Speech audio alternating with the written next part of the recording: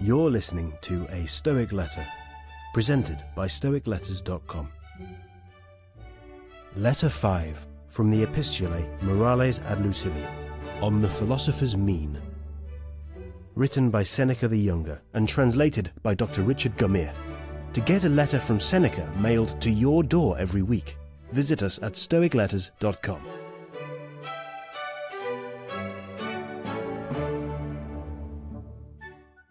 Greetings from Seneca to his friend Lucilius. I commend you and rejoice in the fact that you are persistent in your studies, and that, putting all else aside, you make it each day your endeavour to become a better man. I do not merely exhort you to keep at it, I actually beg you to do so.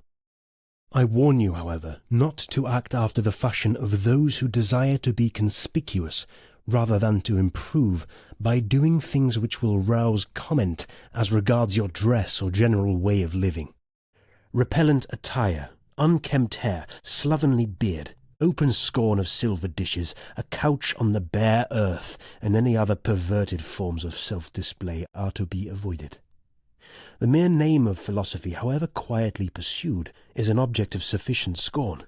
And what would happen if we should begin to separate ourselves from the customs of our fellow men? Inwardly we ought to be different in all respects, but our exterior should conform to society. Do not wear too fine, nor yet too frowsy a toga. One needs no silver plate, encrusted and embossed in solid gold. But we should not believe the lack of silver and gold to be proof of the simple life. Let us try to maintain a higher standard of life than that of the multitude, but not a contrary standard. Otherwise we shall frighten away and repel the very persons whom we are trying to improve. We also bring it about that they are unwilling to imitate us in anything, because they are afraid lest they might be compelled to imitate us in everything. The first thing which philosophy undertakes is to give fellow feeling with all men. In other words, sympathy and sociability. We part company with our promise if we are unlike other men. We must see to it that the means by which we wish to draw admiration be not absurd and odious. Our motto, as you know, is "Live according to nature."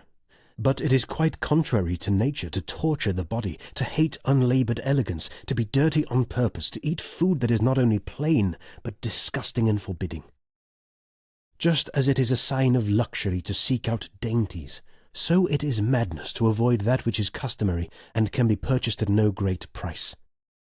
Philosophy calls for plain living, but not for penance, and we may perfectly well be plain and neat at the same time. This is the mean of which I approve. One should observe a happy medium between the ways of a sage and the ways of the world at large. All men should admire it, but they should understand it also. Well then, shall we act like other men? Shall there be no distinction between ourselves and the world? Yes, a very great one. Let men find that we are unlike the common herd if they look closely. If they visit us at home, they should admire us rather than our household appointments. He is a great man who uses earthenware dishes as if they were silver, but he is equally great who uses silver as if it were earthenware. It is the sign of an unstable mind not to be able to endure riches. But I wish to share with you today's profit also. I find in the writings of our Hecato that the limiting of desires helps also to cure fears. Cease to hope, he says, and you will cease to fear. But how, you will reply, can things so different go side by side? In this way, my dear Lucilius. Though they do seem at variance, yet they are really united. Just as the same chain fastens the prisoner and the soldier who guards him, so hope and fear, dissimilar as they are, keep step together. Fear follows hope. I am not surprised that they proceed in this way. Each alike belongs to a mind that is in suspense, a mind that is fretted by looking forward to the future. But the chief cause of both these ills is that we do not adapt ourselves to the present, but send our thoughts a long way ahead. And so, foresight, the noblest blessing of the human race, becomes perverted. Beasts avoid the dangers which they see, and when they have escaped them are free from care. But we men torment ourselves over that which is to come, as well as over that which is past. Many of our blessings bring bane to us, for memory recalls the tortures of fear, while foresight anticipates them. The present alone can make no man wretched. Farewell. This has been a Stoic Letter. If you enjoyed this letter, subscribe in Apple Podcasts, Spotify, CastBox, or your favourite podcast app.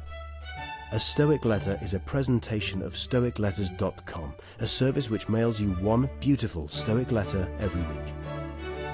If you'd like to explore Stoicism by mail, visit stoicletters.com and use code POD5, that's POD and the number 5, to save $5 on your first order.